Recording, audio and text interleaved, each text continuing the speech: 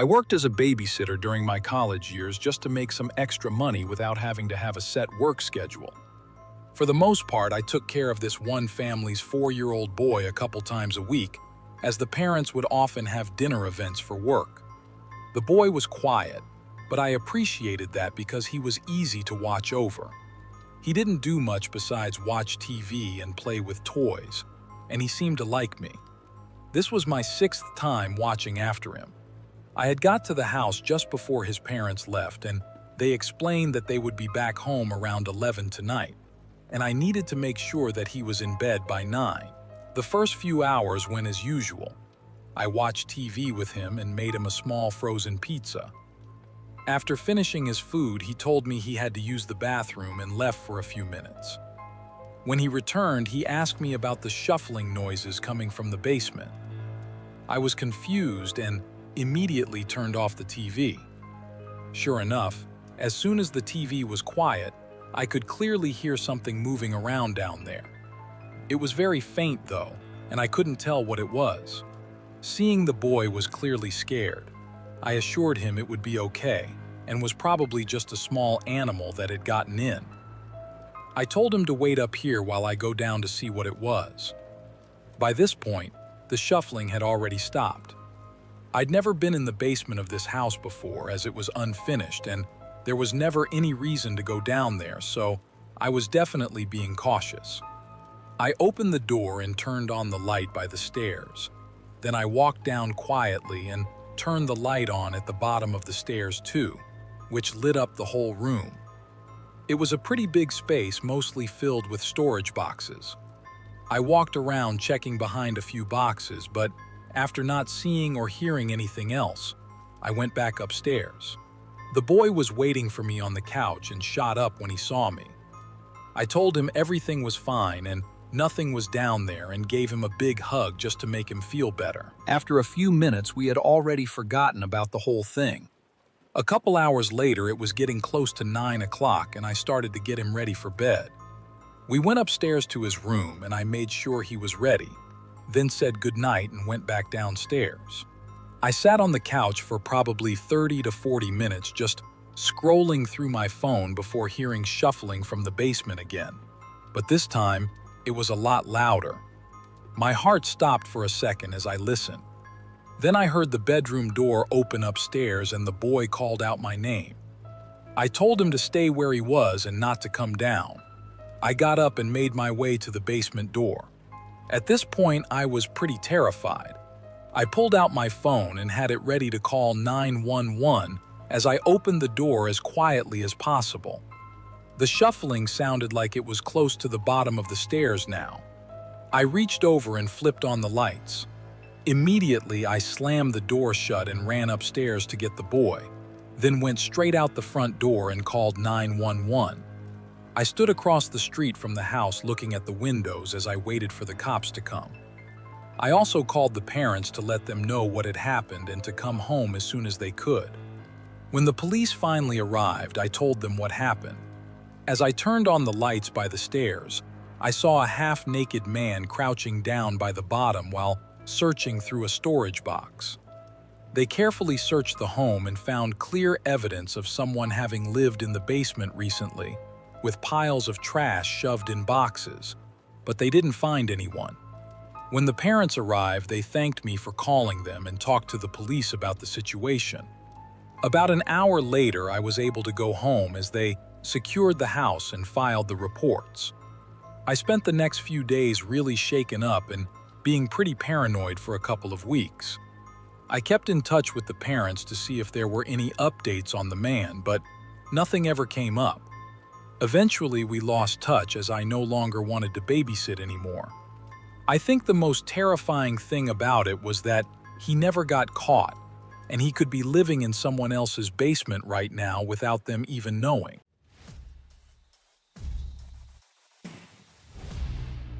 My best friend had a daughter, Sarah, who had just turned 7, and I would occasionally watch her whenever they needed. They lived in a really nice home in Washington, surrounded by trees and mountains. The nearest neighbors were a couple of miles away, so I always enjoyed the peace and quiet while staying there. Anyway, my friend had asked me if I could watch Sarah for 2 days while she was going on a business trip. I agreed, and a few weeks later, I arrived at her house. We talked for a little bit and ate lunch together. Then she finished packing and headed out to catch her flight. I hung out with Sarah for a few hours, listening to her talk about school and her friends. Then I took her out to pick up some dinner and dessert. We got back to the house around 8 and agreed to watch a movie just before bed. I sat on the couch and began scrolling through a list of movies to find one when I heard Sarah ask me, "Who's that?" I looked where she was pointing at the front door, and then I heard someone knocking. With the house being so isolated, I never thought anyone would come up to the door. Nervously, I walked over and cracked the door open. There was a tall man standing on the porch. He looked a little surprised when I opened the door. "Can I help you?" I asked. He leaned to the left, looking through the crack in the door, then replied, "Sorry, just making sure someone was home." Then he turned away and started walking. Obviously, I found this very strange and a little bit creepy. I closed the door and locked it, then went to the back door and locked it as well. Sarah asked me who it was, and I told her it was just a neighbor. Then we went back to the couch and started a movie we both enjoyed, though it was a little bit longer than I had thought. I told Sarah it was time for bed and followed her upstairs as she got ready. Once she was in bed, I came back down and sat on the couch. It was a little bit after 10 and I wasn't too tired yet, so I figured I'd turn something on the TV and just wind down for a bit before going to bed. As the TV played, I started to hear a crunching sound coming from somewhere. I muted the show and listened more carefully. It was coming from the back of the house. I went over to the back door and turned on the back porch light. Looking around, I couldn't see anything other than an empty porch with trees in the background. I stayed there listening for a few more minutes before eventually heading back to the couch. I wondered if my mind was just messing with me, as I was a little creeped out by being in a house surrounded by a forest in the dark. I always felt safe during the day and actually really enjoyed it, but as soon as the sun goes down, I'd get a little uneasy. Anyway, I turned up the volume again and decided to lie down to get myself more sleepy. Apparently, it worked too well, and I fell asleep on the couch shortly after. A couple of hours later, I woke up, noticing the TV was still on. I turned it off and sat up, rubbing my eyes tiredly. But then I started to get an uneasy feeling again as I noticed how silent it was in the house. There wasn't any sound at all. Then I began to hear that same crunching sound, but this time, it clearly sounded like footsteps. It was coming from the right side of the house, which was right by the room that I was in. A few seconds later, they stopped, seemingly right outside one of the windows that had the curtains down. Truly frightened, I walked over to the window slowly and quietly and pulled back the curtain. Nothing was there. I looked around and didn't see anything. I figured I had been imagining it and was just really tired, so I got a glass of water and headed upstairs to get to bed. The next morning, I made us some breakfast and we sat down together to talk about what we wanted to do today. But as we were discussing plans, Sarah asked me why I was walking around outside last night. I froze for a moment, then asked her what she saw. She said she had heard someone walking around the house for almost an hour just after she had gone to bed. Chills ran down my body, and I told her to stay inside while I went to look around outside. I grabbed a small knife just in case and went out the front door. Walking around the house, it was hard to tell if anything was from last night or had already been there, but I did notice some scratches on the walls near some of the windows and doors. Other than that, everything seemed normal. I couldn't tell if there were any footprints, as the yard was mostly thick grass. As I made my way back to the front door, I saw that same man from yesterday walking down the street in front of the house. He was just walking past, but again, this house was pretty far from anything else, so He had to have walked a couple of miles at least just to get there. I went back inside and told Sarah that we were going to go to the mall today and walk around. I really didn't want to be in the house anymore, so I wanted to spend as much time away as possible. We stayed out for a while and didn't get back to the house until 6. My friend called me soon after just to check up on us. I mentioned the strange man that I had seen and described his features to her, and she actually said that she recognized the man from a few weeks ago. Apparently, he had come up to her house and asked if he could stay the night, to which she obviously declined. We agreed that if anything else happened, I wouldn't take any chances and would call the police. As the sun started to go down, I made sure to check all the doors one last time to make sure that they were locked. It was around 9 p.m. and Sarah and I were playing a quick board game before bed when we both started to hear a soft tapping noise coming from outside one of the windows. I stood up slowly and told Sarah to stay calm. But then, a loud scratching came from outside the walls of the house, right by the window in the room we were in. I grabbed Sarah and ran into the garage. We got in the car and I backed out of the driveway as quick as I could, making sure the garage fully shut before driving off. I couldn't see much in the darkness as we were leaving, but Sarah said that she saw someone running into the trees behind the house. I pulled into a hotel parking lot and called the police to report the incident, then called my friend to let them know what had happened. We were met 10 minutes later by 2 officers at the hotel, and they informed us that 2 more were at the house looking around. I told them everything and gave them a description of the man, and eventually, they left. We ended up staying in a room at the hotel for the night. The next morning, my friend called and said her flight was just landing and she would be back in an hour, so we headed over to the house. We waited in the driveway for her to arrive, then we all went in together to make sure it was safe. I stayed for a few hours just to talk about everything, and then I said goodbye and went home. It was definitely one of the scariest things to ever happen to me, but fortunately, the man was caught a month later after having been reported by multiple people for trying to break into their homes.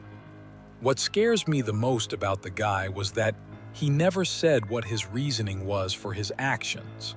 He had apparently broken into one of the homes, but he didn't steal anything at all. He just looked around for a little bit and then left empty-handed. It always makes me wonder what he was actually trying to do on the night he tried to break in.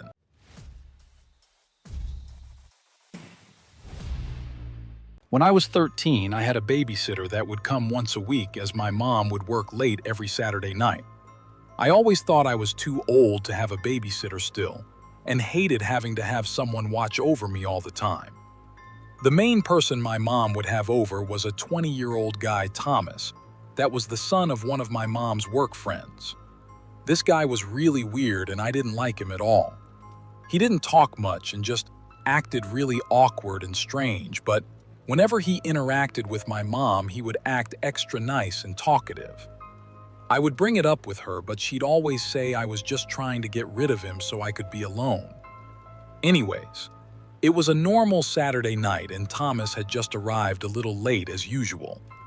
My mom talked with him for a little bit and then headed to work. I walked over to the couch and turned on my Xbox to play some video games just to pass the time. I'd usually go to bed at 10, so I'd have to spend 4 or 5 hours with Thomas. Most of the time, I'd find something to do alone because he'd never really talk to me and would just hang out in the kitchen or in our loft area. And today was no different. He stayed in the kitchen for a little bit, and after a few minutes, I heard him talking to someone. I tried to listen as best I could, but I couldn't make out what he was saying. The kitchen was right behind the living room that I was in, but he was talking really quietly. He went on for a few minutes and then the talking stopped, followed by him coming into the living room and standing next to the couch. I looked up at him and saw he was holding his phone. Thomas said someone was going to come over just for a second, and not to worry. I didn't really know how to respond other than to just say, okay. It was pretty weird though, and I knew it was definitely not something any babysitter should do, but I also knew that there was nothing I could really do about it. The next 20 minutes were really awkward as he didn't take out his phone or anything. He just sat there on the couch with me looking around and not saying anything. He would rarely ever be in the same room as me, so this was pretty out of the ordinary. Our living room was right by the front door though, so I guess he was just waiting for the person to get here. Eventually, a car pulled into the driveway and a man came knocking at the door. Thomas shot up and went over to the door, then stood right in front of it for a moment before turning to me and telling me that he'd be back in just a minute. Then he opened the door and walked outside and shut the door behind him. This whole situation had me curious as to what was going on with him. The blinds on the windows were cracked open just enough for me to see the two of their shadows as they moved around in the driveway. I could tell that the man handed Thomas a large bag and then got in his car and drove away. A few seconds later, I heard the lid of the garbage can outside slam shut, followed by Thomas coming back inside through the front door. The whole interaction seemed odd, and I couldn't help myself from asking him what it was all about. Thomas replied, telling me that it was just his friend and that he left his wallet at his friend's house last night, so he was just dropping it off. I could tell there was something wrong with the way he answered, and It didn't explain the large bag I saw him holding, but I didn't want to question him any further, so I just said okay and went back to playing my game. But things got a lot more strange as the night progressed.